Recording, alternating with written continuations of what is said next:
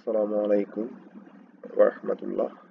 আশা করি সবাই ভালো আছেন, সুস্থ আছেন, নিরাপদে আছেন।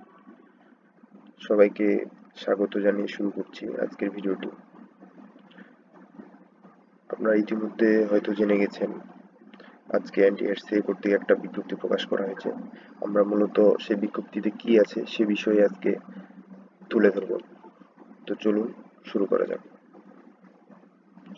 বিজ্ঞপ্তিতে বলা হয়েছে, এত দ্বারা সংশ্লিষ্ট সকলের দৃষ্টি আকর্ষণপূর্বক জানানো যাচ্ছে যে পঞ্চম নিয়োগ বিজ্ঞপ্তির আওতায় চূড়ান্ত সুপারিশ প্রদানের লক্ষ্যে শিক্ষা মন্ত্রণালয়ের মাধ্যমিক ও উচ্চ শিক্ষা বিভাগের অনুমোদনের জন্য ইতিমধ্যে পত্র প্রেরণ করা হয়েছে।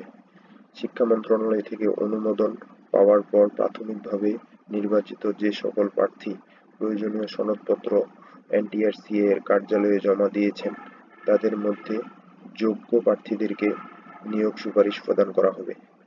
বর্ণিত অবস্থায় পঞ্চম নিয়োগ বিজ্ঞপ্তির মাধ্যমে প্রাথমিকভাবে নির্বাচিত প্রার্থীদের এনটিআরসিএ অফিসে ঘোরাঘুরি কিংবা ব্যক্তিগতভাবে কর্মকর্তাদেরকে ফোন না করার জন্য নির্দেশক্রমে অনুরোধ করা হলো। আপনারা ইতিমধ্যে জানেন যে পঞ্চম গণবিজ্ঞপ্তি অর্থাৎ 17তম নিবন্ধনধারীরা প্রায় 5 বছর হয়ে গেল এখনো চূড়ান্ত নিয়োগ বা সুপারিশ প্রাপ্ত হননি।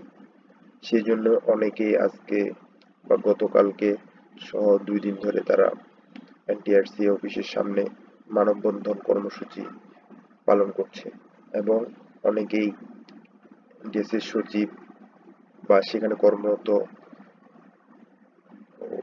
কর্মরত কর্মচারী বা অফিসারদের বারবার ফোন এসএমএস দিয়ে বিরক্ত করছে।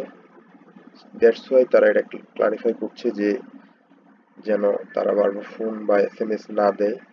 এজন্য এই বিজ্ঞপ্তিটি তারা প্রকাশ করছে যে কবে হচ্ছে তারা নিয়োগ দিবে, চূড়ান্ত সুপারিশ প্রাপ্ত হবেন এবং কি জটিলতা আছে এই বিষয়গুলি তারা এই বিজ্ঞপ্তির মাধ্যমে প্রকাশ করছে।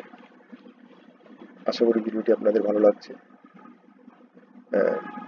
যদি ভিডিওটি ভালো লাগে অবশ্যই লাইক সাবস্ক্রাইব করবেন।